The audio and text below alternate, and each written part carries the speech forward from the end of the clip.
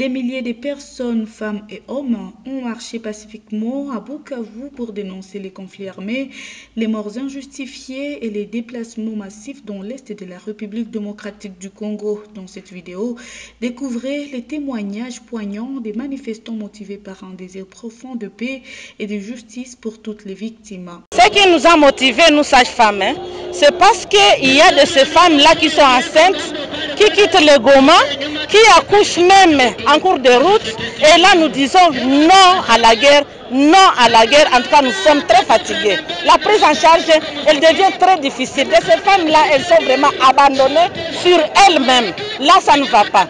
En tout cas, vous savez que quand la femme naît au monde, elle donne la nation. Ce n'est pas possible que la femme quitte le lieu de guerre et aller accoucher dans des routes, dans des bateaux, dans des bottes. En tout cas, non à la guerre. Nous réclamons la paix. Et rien que la paix et toujours la paix. Parce que nous ne voulons pas que notre pays vive en guerre face à ses voisins. Nous voulons seulement la paix. Et nous invitons les pays qui font la guerre à arrêter la guerre. C'est tout. Nous sommes des pacifistes, nous ne sommes pas des bellicistes. Mais si on nous provoque, nous pouvons faire une réaction pas très catholique.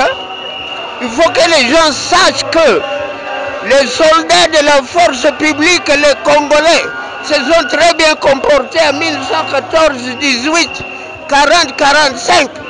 S'il y a un pays qu'il faut provoquer militairement, ce n'est pas le Congo. Et heureusement, nous, jusqu'à présent, nous sommes tranquilles.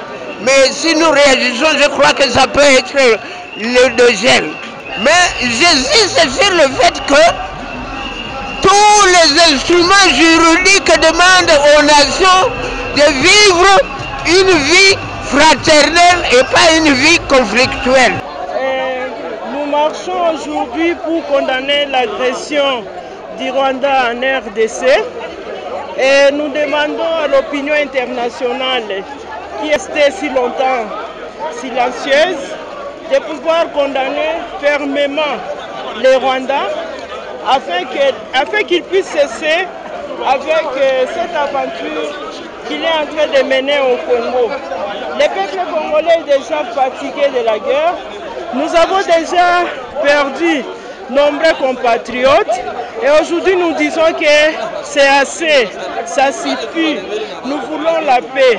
À travers cette marche, la population de Sud-Kivu veut montrer leur solidarité avec les déplacés et les victimes des conflits tout en réclamant des actions concrètes de la communauté internationale.